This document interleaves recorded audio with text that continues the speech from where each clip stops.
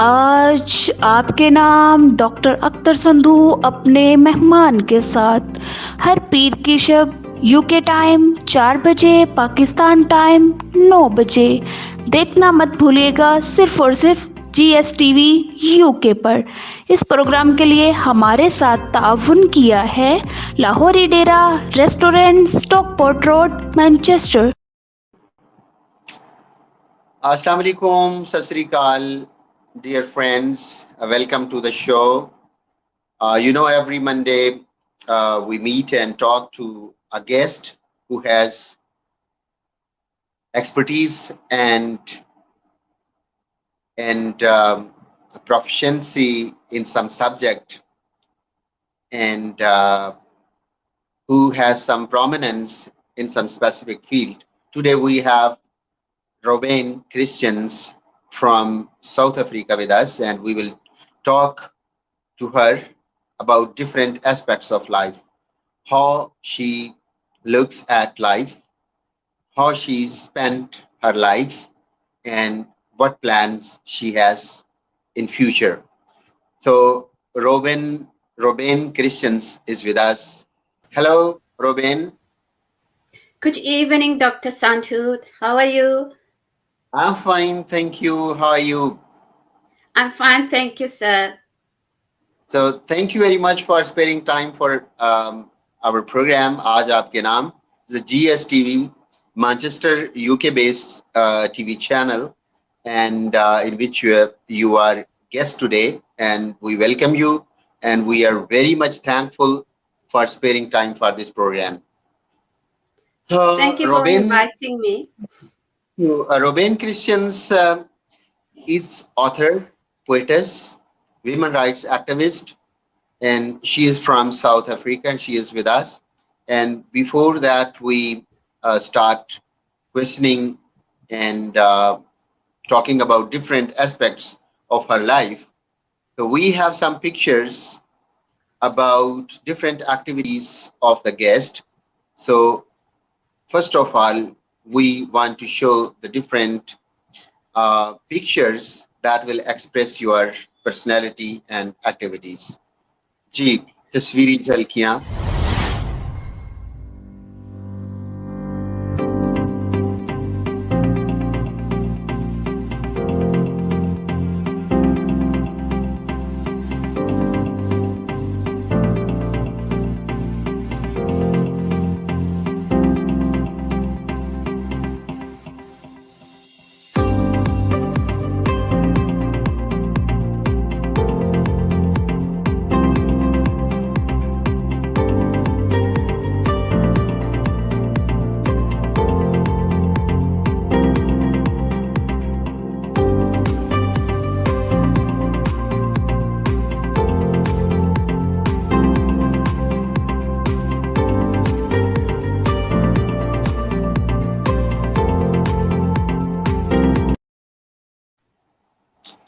welcome friends again, and Roebain Christians is with us.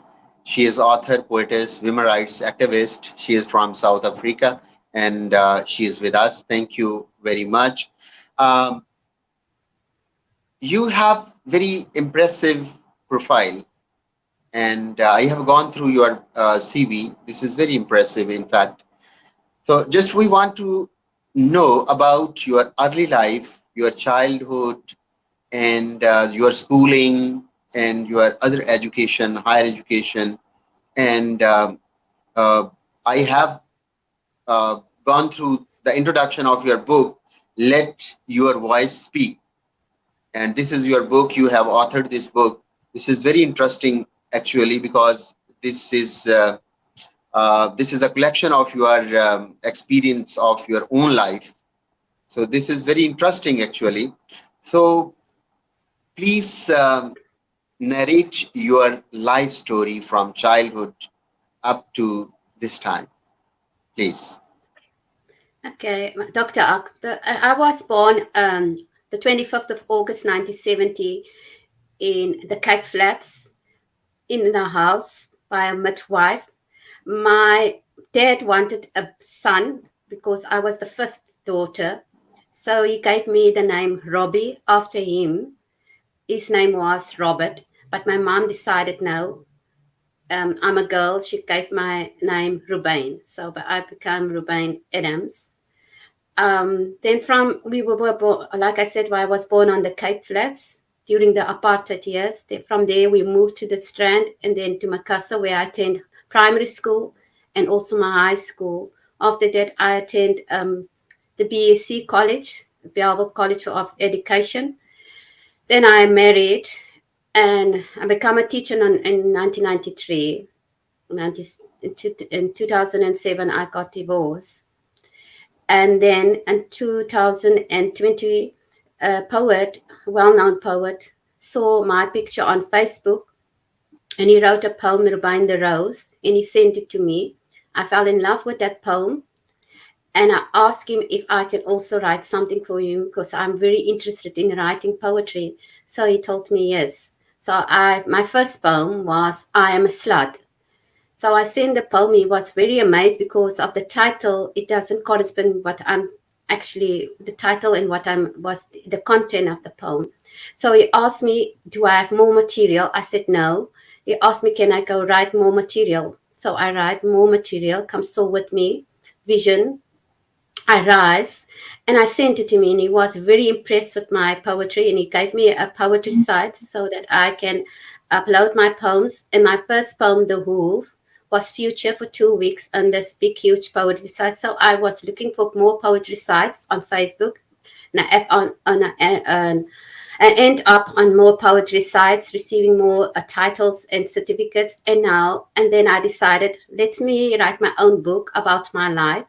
It's compiling about 100 poems. So I wrote my own book and published it, self-publishing it, and published and printed here in South Africa. And my book launch was in April here in South Africa. And my book's name is titled Let Your Voice Speak. And I become the original manager for Oxygen Pen, administrator for Sparkling Quill. And yeah, and I started to recite my own poems online and also other authors who asked me to recite their poems. And I attend online recitals, do recitals there also. I'm busy with my second book and consists of short stories. The first short story is The Diary of an Unfaithful Husband, based on my own life. And yes, and I'm also in a lot of anthologies. That's great. You have two books. And how you feel to be an author? Is it a good experience? Well, it is a great experience. I was always, as a kid, I was in love with stories. I will read most of the time, while other children were involved in other naughty things. I will sit in my bedroom and read. And like I said, and at a young age, I started reading. At high school, I will read my essays. My teachers was always impressed with my essays, so I will read my essays. And for my friends on their birthdays, I will write them something nice, like a quote or a poem. But I was never interested in becoming a poet until 2020 when I started. And now that I'm start writing, people loved my work because they say I write very deep and I use a lot of metaphorical words when I write. But because I'm writing from my emotions and my feelings, how I feel and how I perceive something, and I like to write of my personal experience, and that's why people fell in love with my poems. So it seems that your schooling was perfectly good. That's why you were attracted towards writing some essays or other competitions. So should we say that environment of your school attracted towards the writings Yes. or I your family has some contribution? Your school or your family? Yes. I had a very exciting schooling. When I at my primary school and high school, I was taught by well-known teachers who know the curriculum. School was very excited to attend. We were teach holistical, in meaning we would teach and not just academical, but also with the practical subjects like music, art, physical education. And then also in high school, we had good teachers at high school. Also, we had a good curriculum that was based on you have to learn to pass to a next standard. That those days was standards and not grades. And you were only gonna pass based on your tests. Nowadays, the curriculum changed so much, and kids have so much freedom that it's so easy for them to pass. Like when I was at school, every child could read, write, and do the basic mathematical sums, calculations. But lately, I'm also a teacher. It's very stressful because the curriculum changed so much since 1996, when I became a teacher in 1993. And since 1996, the curriculum changed from OBE, curriculum 2005, then NCRS, then NCS, then we are now in CAPS, and we have to adapt so much, and the kids too. But we found it so difficult to, especially the kids, because the curriculum is overpacked, and not that most of our kids can't read, write, or do the basic calculations anymore, and it is stressful for us as teachers because we are overloaded with administration work instead of teaching.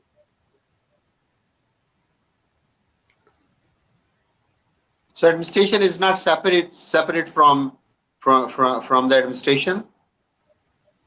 The teachers, yes, we are overloaded with administration work. We have to attend to a lot of kids, and and these days most of our kids are also So I think learning that barriers. you have the system in which administration is not separate from teaching. No, Is we it? as teachers, no, we as teachers have to do also our own administration work.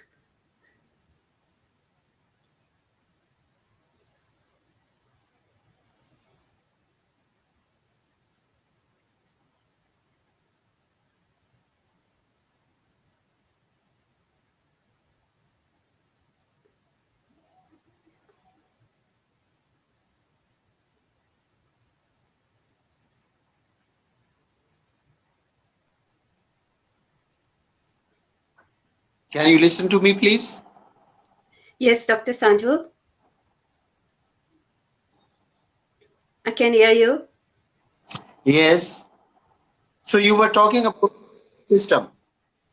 Yes, I was said, as a teacher, you also have to do your own administration work, meaning you have to set up your own exam papers, like we call it your SBA, school-based assessments.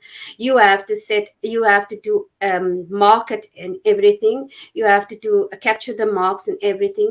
So basically, you whole day in a class teaching and also do your own administration work, and then we also have to do a playground duty. So you don't have breaks, you don't have substitutes, you don't have extra people who can come in and just give you a break. We are actually 7 hours a day teaching and doing administration. So you go home and you have to do mostly of your administration work also at home. Okay. So mostly or usually people don't like to expose the weak aspects of life and some pains and pangs of life. So you have included all your personal sufferings and experiences in your book. So you have published your life. Why? Yeah. Yes.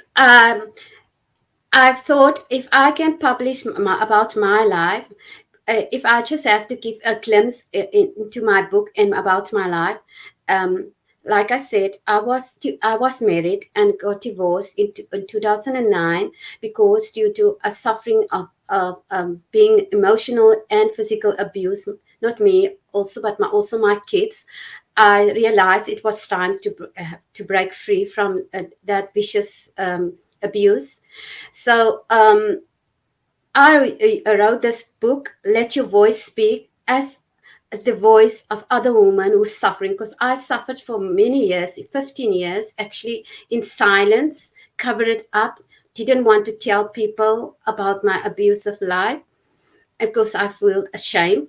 So now I want to let people know, especially women, it is okay if you are if you are abused, but it's not okay if you keep silent, because you give the abuser more power if you keep silent. So let your voice speak, and I want to be that voice for women who are abused, because I know how it feels to be abused and how to feel it ashamed. It's not easy. People usually say, but why didn't you walk out? Well, it's not that easy. It's not that simple, especially if you have children.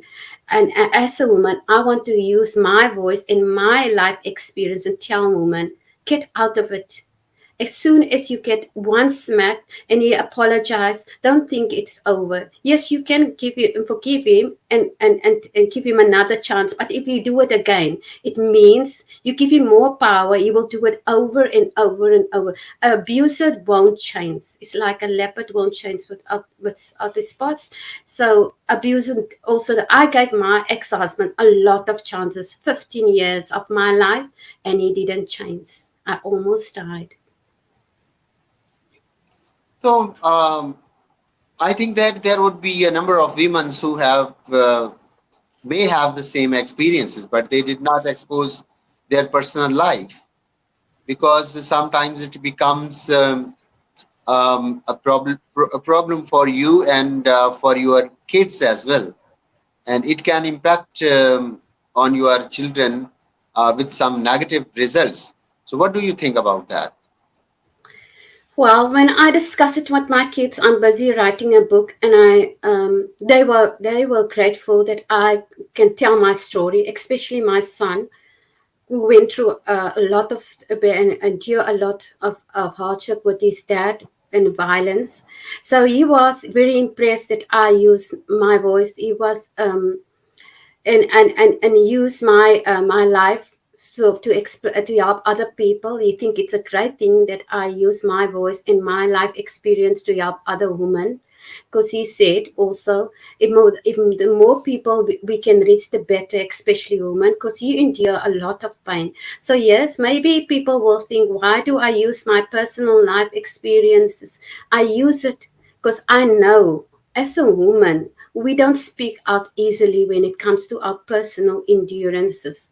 We keep it silent, and that's why the abuser get more power. But if they know there's someone like them, maybe they will speak out easily, and they will not feel so alone in this world, that nobody understand them. There's no one like them. There is more people like us, but we don't speak. We're suffering in silence, and I want to use my voice and tell them, you don't need to suffer in silence. There is people who can help you. So Robin, you married, you produced two children, and then you got separation. uh, you, as human being, everybody has some weakness in their personality, in their behavior, attitude. So do you think that you too had some problems in your attitude towards the man? Yes, of course. Yes, of course. We don't only have strength points. We also have weak points. My weakness, I think, was because I'm a bold person.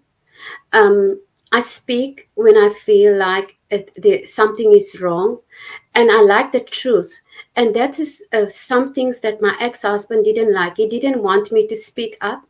I didn't want me to challenge if he didn't want me to question him if I know he lied about something where he was, if I know that he was lying, and then if I ask him about it, and then it would cause argument. And because I'm not someone who like to argue and swear, I will keep silent. And because he didn't like me keeping silent, he will beat me. And he wanted me to degrade myself on his level and swear at him and beat him also, hit him, throw him with something. And because I wasn't raised like that and kept silent when he beat me, that was one of my weak points, because I realized maybe I should have speak up. Or maybe maybe I must become more violent too. But then I realized, no, I wasn't raised like that. I will never stoop on someone's level like that, who swear or who's violent. That is not me. And thank God saved me out of that marriage before it was really too late, because I almost died. Ruben, you seem a determined lady, and you are engaged in civil women rights or women empowerment activities. So, what is your contribution till right now, and how society takes you as a women rights activist? Well, I speak out against children and human abuse. I'm also part of Glory Future Foundation, who speak and help kids, orphans, women who are abused and stuff. And then I also done a program on live on my own hometown, where I was mostly spent my childhood, and speak about abuse and also drug use and stuff, and help and tell people, if you have a dream, just don't dream it, live it. Try to reach your dream. You can't just say, I want to be there, but you don't walk towards it. You don't reach out for help. Also, you can't just sit in and say, but I can't do that. You must try. And that's what I also teach my kids at school, and also my own kids. You must at least try it. And if you fail, it's good. It's okay if you fail. Get up and try again, but just don't say you can't. And I use my voice and my poetry to I write most of the time now that I finished with my personal book. I wrote most of the time of humanity, and as an empath, I use my voice to help other people, and writing about humanity, and speak against greed, and speak against unfairness, especially in my country, where the politics are so it is here's so many things going on based on corruption, that I speak out against it, against corruption. And I know I can get in trouble sometimes by speaking up, but I don't care. As long as my voice can be heard and be reach out there, I know it will make a difference in someone's life. So, you are a poet. So, we want to know about your poetry, and we request you to recite some verses from your poetry. Okay. I like to read one poem, Freedom of My Childhood, and then I will explain it to you. The title is Freedom of My Childhood. I was born in the wild under the moonlight sky. My playground was nature, my friends the fauna and flora, chasing deer with my bow and arrow, learning how to use a spear. My ancestors taught me about every herb and tree. My childhood was good because I was free. Before sunset, I would return home. A warm plate of food was waiting on me. My mom will listen to the stories I experienced. She will smile and said, "You are my child, born to be free. You belong to nature and the wild." When our fathers returned after days from hunting, we celebrated with a feast. Around the fire, we will gather, listening to their hunting stories. I wish I could hunt with them, but they say hunting is only for men. I had to stay behind with all the women and kids, learning how to cook and make medicine and clothes from the animal skin. My people respected nature and took from her only what they need. They lived in harmony. Humanity was our principle and never greed. We will always thank her by dancing. How I wish I was still in the wild, running free between the animals and trees. Good, Well, I good. wrote, Very sweet. Very sweet. thank you. Well, I wrote this poem. It's because I thought when I wrote this poem, I thought about me as being a Khoisan girl and not Rubain, labeled as the colored girl. Years ago, the Khoisan was free. The land belongs to them. South Africa belongs to them. They could run free and they can go everywhere. And the men will hunt and the women will stay behind, cooking and cleaning and look after the kids. And when they return, there will be a big feast. And they live in nature and they respected nature and they know everything about herbs and medicines and which plant will cure you. And when I wrote this poem, I wish I was one of that Khoisan girls who lived in nature. Good. Okay, so we come to your culture. You have been student of music as well. So can you sing a song? I don't have that voice of singing, but my mom, we used to, when we was young and small, there was always this song that she will sing, and most of the kids sing it. Tula tula tula sana. It means hush little baby, don't cry, go sleep. And then we will sing it also in Simbamba, Mama Sekenki, and that is in Afrikaans. So it goes like that. Tula sana, tula sana, tula papa, tula sana. And then in Afrikaans will be Simbamba, Mama Sekenki, Simbamba, Mama Sekenki. And that was sing when we want to put a child to sleep. We call it Lori. You call it Lori. what? Lori, okay. We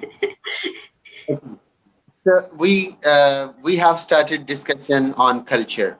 So what's your culture? It's male dominant culture. Uh, do you have some big respect and effectiveness of the women? Do you have some organizations or civil society organizations or political parties who support women empowerment? So what is overall cultural and political setup in which women empowerment can be ensured? Well, we are a diverse country in South Africa. They call us the Rainbow Nation because we have so many different races and cultures and religions in South Africa. I'm seen and labeled in South Africa as a colored. It means I'm a mixed race. I'm not black. I'm not European, like they say white. I'm not Asian. I'm a mixed race. Mix means I'm coming from a different bloodline of different cultures. I'm not just black. I'm also a white. I'm also Asian. I'm also Ko. I'm also San.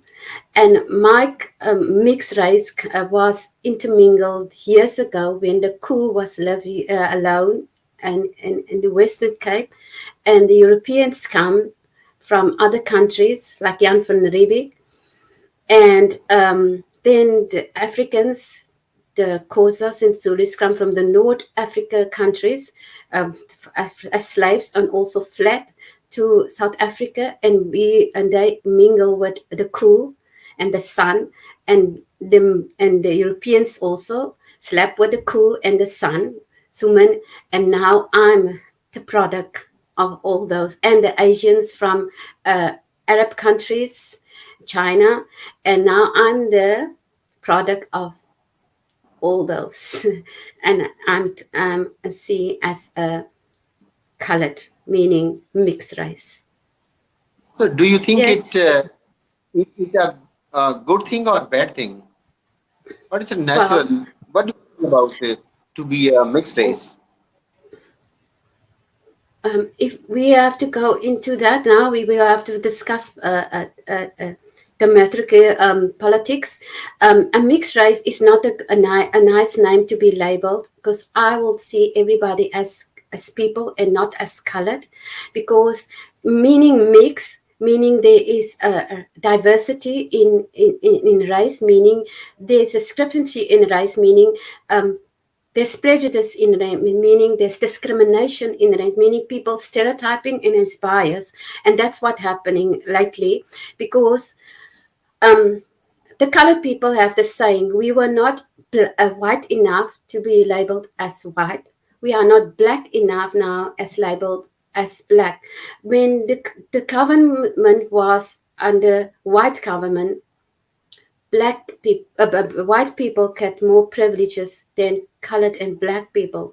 Now that the government is under black government, the colored people are still in the middle. It's just reverse of racism.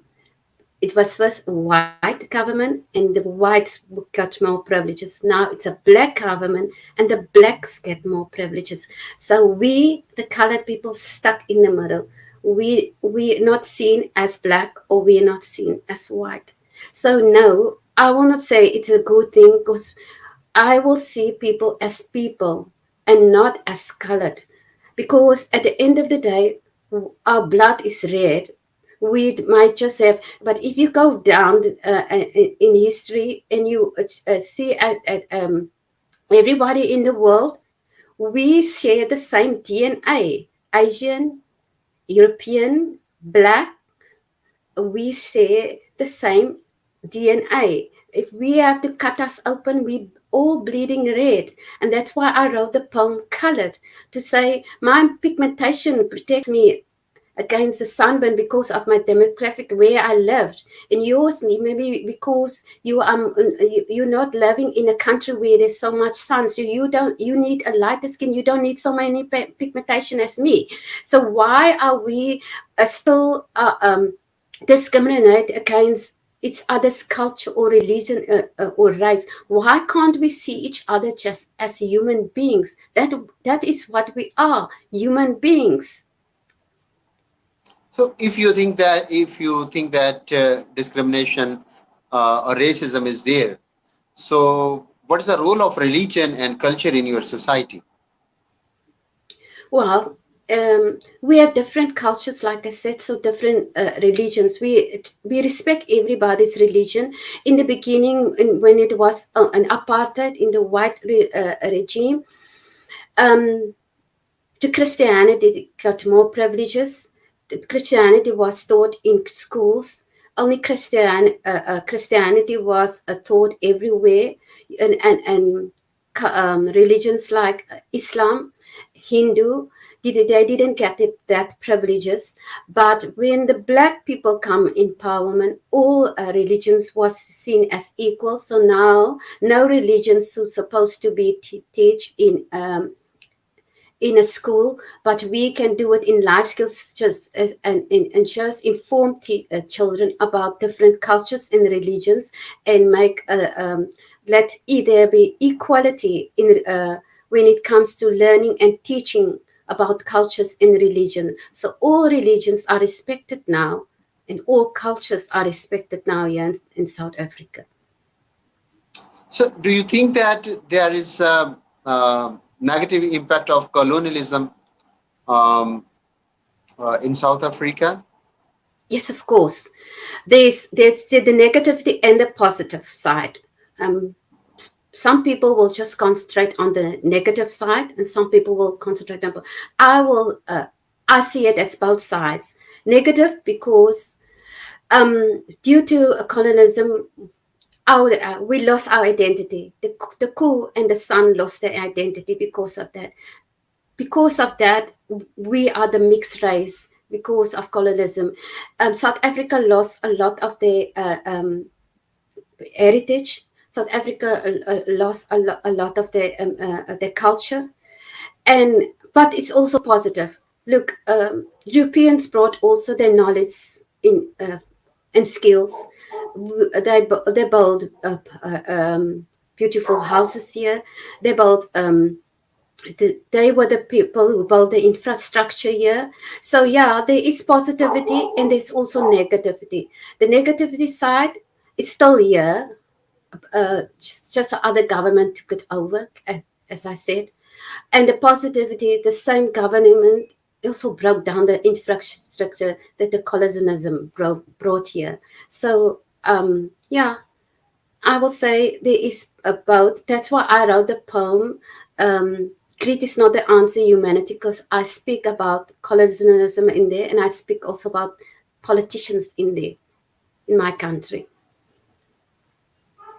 Okay. So we were talking about history and especially colonialism, and you have talked that there are some positive and negative impact of colonialism in your society.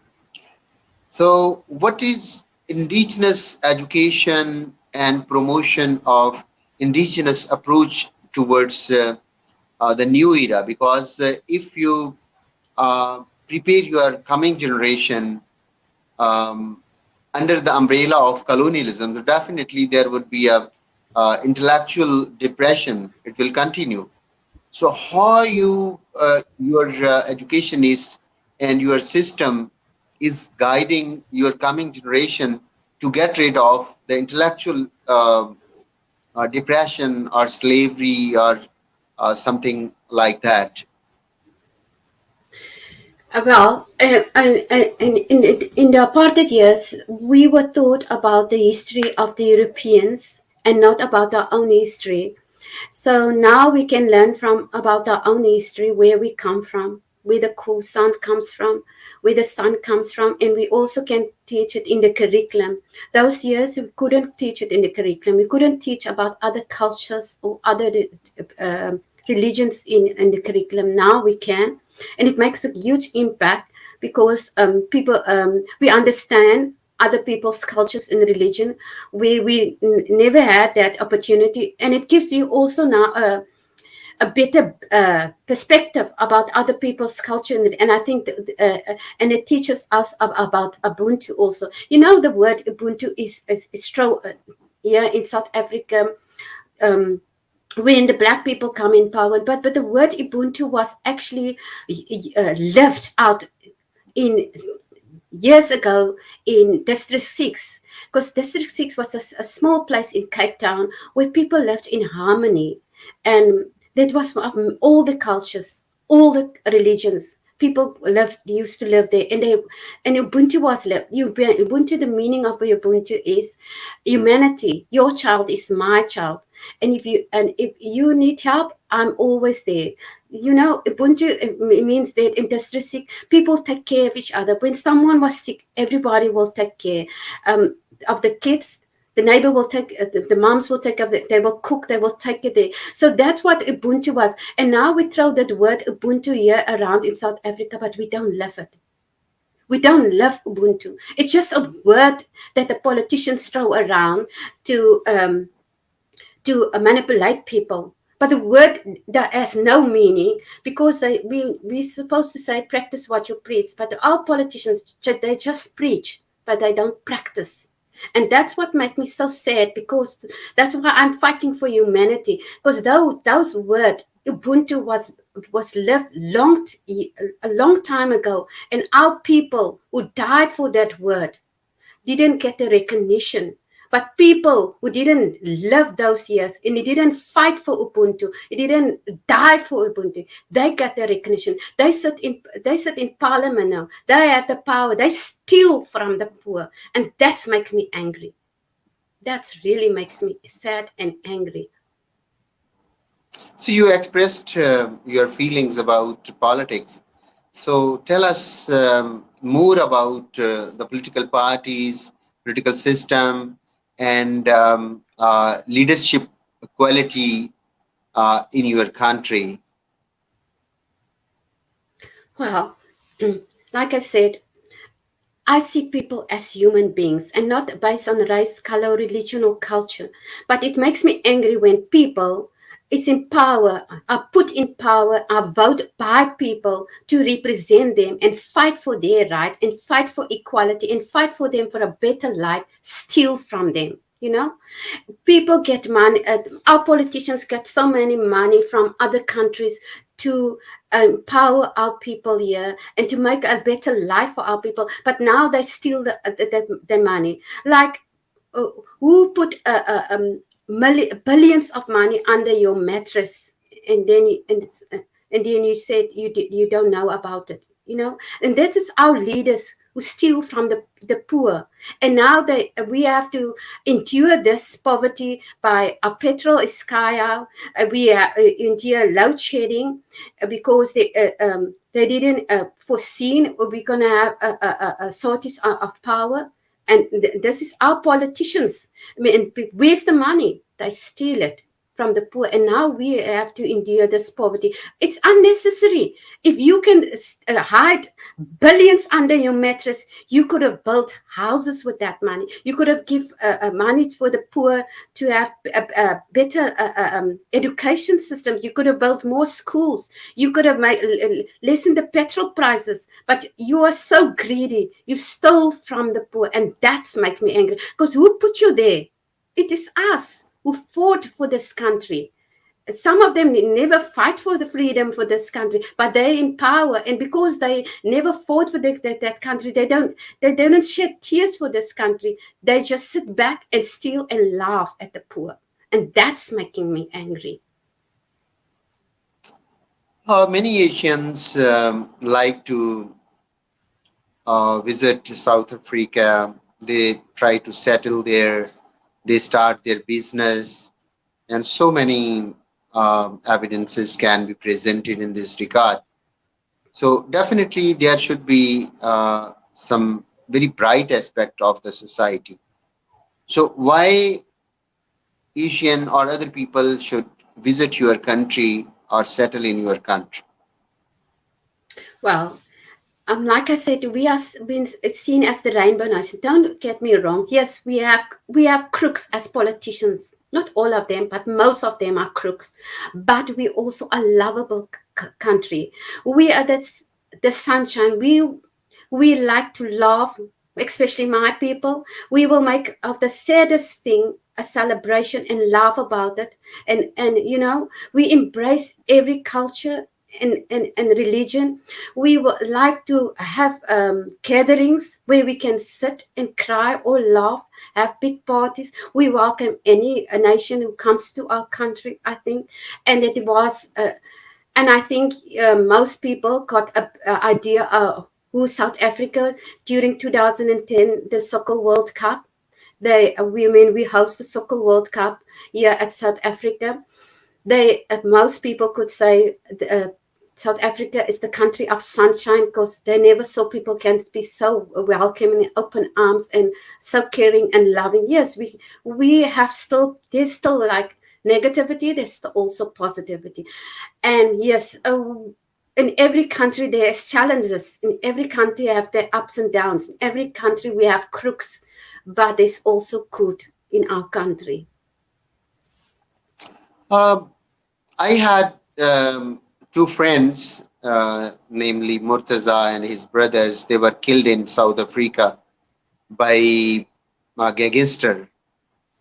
So, what is the situation of violence and such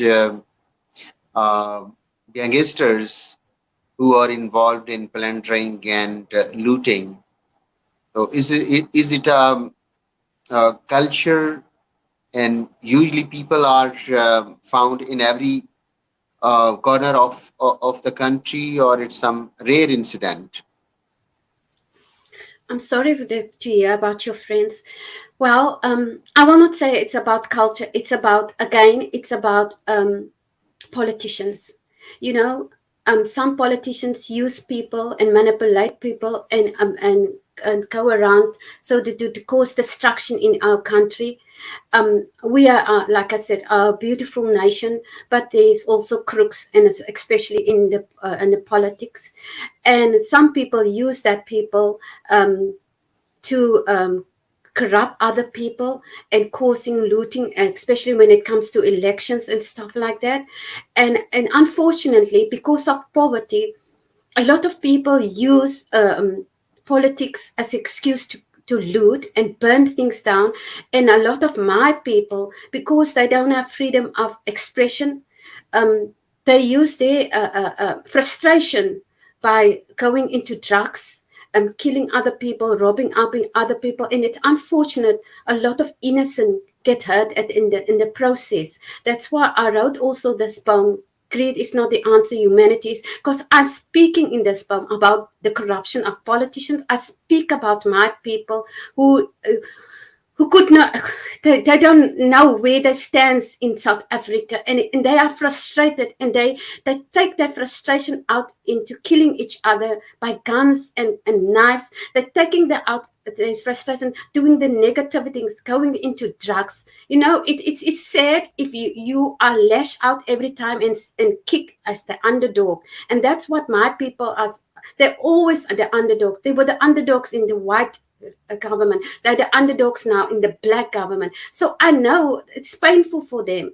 They don't know where they are really fit in. And if you don't know where you fit in, you go in a deep depression. And sometimes not everybody can get out of. And they use different negativity to express themselves instead of an expression like I use my expression, writing poetry, and tell the world about what is going on in South Africa. And they use a different platform. They will use gangsterism to voice their voice and to show their depression. It's unfortunately. And then and during that unfortunate times, a lot of innocent get hurt. Robain, we will continue talking about politics, but here I request you to recite your poetry so that we can enjoy the verses from your poems. Okay. So the next poem I'm going to read you is the poem I was talking about. Greed is not the answer, humanity is. Once upon a time, I was a beautiful queen, innocent and radiant, sparkle with beautiful gold and diamonds, one of Africa's top models, until they come from different lands and cultures, raped me, took my innocence, and made my children slaves. They stole my children's inheritance, empty my fruitful uterus. My children know to take only what they need, respect me, and always be grateful, doing the rain dance to say thank you. These evil people left their spawn behind, plundering, taking everything that is rightfully mine. After years, their reign was abruptly stopped. A new boss was coming from prison. My children thought they would finally be free, that he will fight for them and me. Unfortunately, he was providing for his own needs. Let the world believe he's a genuine king. He waited until he accumulated enough to provide for his family and himself. Threw my kids for the wolves again. They are named and shamed, Kaapse kleren, colored, Malau, not rightly fully as Khoi's son. They fell into despair. Why is life treating them not fair? They fought for him to be free, but he only provided for his people's needs. Then he gave his title to someone new. He visited more other countries than worried about his own. To him, charity does not begin at home. Incompetent indeed, lifted out at sea, but why replaced by a thug who only sees to his greedy needs, married every year to a new woman, thinking with his penis and not his brain, had a clown as his sidekick who barks at the wrong trees, stupid things while stealing millions. For years they were raping and betraying me until he was caught wanting to sell me out. Now I'm governed by an entrepreneur who thinks he is smarter than all the other oppressors here. My children endure so much pain and disappointment. They are looking for a cure, seeking the answers in a bottle, needle, or pipe, fighting each other daily with knives and guns. Gone is humanity. I pray that one day they will come back to reality, that greed is not the answer, but humanity is. Good, excellent, very good. Thank you. So, do you want to join politics? Sorry, I can't hear you. Do you want to join politics? Well, if I would join politics one day, I will fight for humanity. Yes, because if you have some destination, you have some ideas to promote in your society, you want to ensure rule of law in your society, you want to secure some women rights, and Yes. you have some passion to serve your nation, you have patriotism, and you are bold and very daring too, and you have style as well. So you can become a good politician. Thank you. Thank you. The only thing that I want now is to be the voice for humanity and the voice for human and children who suffer abuse. So you want to serve humanity only. You don't want to enter politics. No, I don't want to enter politics. I want to serve So humanity. I want to you fight for will human rights. become politician. If you will not become politician, then you will not enjoy some decision making power. I understand. I understand, but You will, if I have to go, you will have to protest only. You should go to the street. You can go to the or somewhere else, and you will make only protest. Some statement in the newspapers, some poetry, and something like that. But you will not have some decision making power. If you will, if you assert in politics and you recognize yourself as a politician, so definitely you will have some decision making power. it's true. It's true. As a kid, I went to the streets fighting for freedom, for democracy. I can remember when I was in matric 1989, but there was the big riot fighting for freedom, fighting for Nelson Mandela to come out of jail. You know, we was very hopeful that you will bring change in South Africa. Even during these years, I still fight for humanity. That's why I'm so disappointed in my leaders, my black leaders that I fought for, that they will make the change, they will bring change, but they didn't. They just steal more from the people and put the people more in poverty than anything else. They brought more suffering to South Africa than anything else. So yes, I know if I want to make a difference in South Africa, I have to go into politics. But my politics will be for humanity, nothing else. I don't want to gain anything from it. If I can make a difference in South Africa and stop the corruption here in South Africa, stop people from living so poor, stop from leaders to steal from our country, yes, then I will go in politics, but I will fight for Ubuntu. So I request you for one more poem. The next poem I'm going to read you, I wrote, war is the result of lack of humanity. It was a contest because of the war between Russia and Ukraine. So I titled this poem as Two Peas in a Pot. The Fourth War started millions of years ago when darkness tried to rule the world. The fight between good and evil escalated down to earth. When humans were created, two seeds were planted. One to corrupt each other, the second one is to protect the heart and soul. It depends on us which one will grow. Then we will surely will reap what we sow.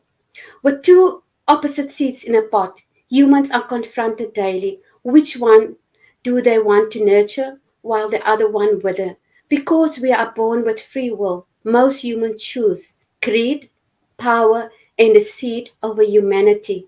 It is sad to witness that most of us choose our darker side and love, prejudice, pride, deceit, and greed. While our humanity perishes, the darkness grows stronger, corrupting our hearts and soul. We have no more love for our neighbors, who are also our sisters and brothers. Instead, we prefer to hate, killing each other with words, actions, and war? Are we less compassionate than the animals of the jungle? At least they only kill to feed, but we kill for our greedy needs. To some humans, the word humanity does not exist. They prefer more bodies, land, and power on their shopping list. Thank you. Good, very good. So we have just 5 minutes to go. I want to know about your ideas and your planning about your kids, how you will grow them, and how they will become uh, great people like you, having great ideas, passion, and struggle for human rights. Well, Dr. Sandhu, I have two beautiful children. Very respectful. They support me with my ideas. Um, they are very into humanity and caring and love and kindness. So, yeah, I hope I will leave my legacy behind for them to fight for humanity and never give up, and always stay humble and show kindness and help those who are in need. That's all I want and leave behind for my kids, to walk in my shoes as I walk in my mother's shoes. She was a beautiful woman with a beautiful soul, who was there for everyone, who saw humbleness, kindness to anyone, and who loves you for Ubuntu. So that's why I want to try. I try my best to be like my mom, and I hope one day my kids will also walk in my shoes, fighting for the principle of humanity. These are the expectations and which every parents have about their children. So, what is mechanism you will utilize to make them according to your expectations? To be always honest with them, we talk a lot, discuss. You can't just, like I said, practice. You also preach. You also have to practice what you preach. So I have to be the first role model in their life, and I have to show values and morals into my kids' life. And if I have to instill it, I must live through it, and I must show them. I must stay true to myself and have integrity, so that they can say, my mom just not saying it; she lives it. So being as an example for my kids by caring and be kind to other people, then they can also see, yes, that is the way we're supposed to live. I can't just preach it, I must live it also. So, as a single parent, what kind of problems you are facing? Well, there's a lot of difficulties in the beginning, was when my kids were young. Exactly, I The, about the contribution of your government and your society towards a single parent. Well, in those years, it was people will gossip about if you were single, but not now. I think time changed everything, and I think a lot of people, like single parents, get help, but not enough help. Especially women. What is my dream one day is to have my own safe house where women can run with their kids when things get tough at home, in the darkest hour, when then they're gonna lose their life. I didn't have somewhere to run to with my kids, a safe home, and that's what my dream is, to build a safe home for women and kids who it was in the same position as I didn't have. I didn't have a place to run to in the during the midnight, in the darkest hours, when my kids was unsafe and I was unsafe. So that's one thing. We don't have enough safe spaces here in South Africa for women, and we have a lot of women going through abuse, especially single parents, a single woman who is staying with a boyfriend that abuses her, because but she can't make ends meet with her little salary. She stays with him to help raise the kids. So if there is safe houses out there. 1 minute. So, briefly, if you could um express your feelings about Pakistanis and Pakistani diaspora in European countries or in your own country, in South Africa, for Pakistanis? Any message? Can you Um, repeat that we can question, please? your feelings about Pakistanis living in different countries, including in South Africa. My feelings towards Pakistan? Pakistanis living in your country. Okay. Well, what with the people I met through my poetry of Pakistan, I think you have a great culture. You know, one person told me what they do in their households, like they mom and dad sharing out of the same plate, and brother sharing out of the same plate, eating out of the same plate, and sister, and that is to saying we care about each other, we are the same, we are equal, showing humanity. And when he told me my brother and me are sharing one plate, my sister and my other sister sharing, my father and my mother sharing, and we have to sit around the table and eat together at lunchtime, at supper time. It was so amazing. If every family can sit around the table, I think that will bring the bond, and they have to discuss problems of during the day, what happened at school or what happened at work, and put cell phones aside. How grateful will families be, how grateful and beautiful will be a country and a nation will be if families come together. Can you know, in the olden days, families come together and sit around the table, and the dad will read the Bible, and you will sit and eat your food, and Thank you. there was no things like. Dear And I friends, think that's a great culture. the time I think is you have over, a great and culture. was our guest, and she was author, poetess, women rights activist from South Africa. We're thankful to you and the viewers to be with us. Thank you very much. Thank you once again, Dr. Sandhu, giving me this platform. I'm honored to be invited by you, and thank you, Pakistan, for listening to me. Thank you and आप good देख रहे night. हैं GsTv UK और मैं हूं आपका अपना मेजबान राजा वाजिद और मैं हूं मुकद्दस मजीद और हम आपके लिए लेकर आ रहे हैं बहुत जल्द एक नया शो, एक मुलाकात। जी हाँ, हम आप लोगों की मुलाकात करवाएंगे शोबिज़ से वाबस्ता लोगों से।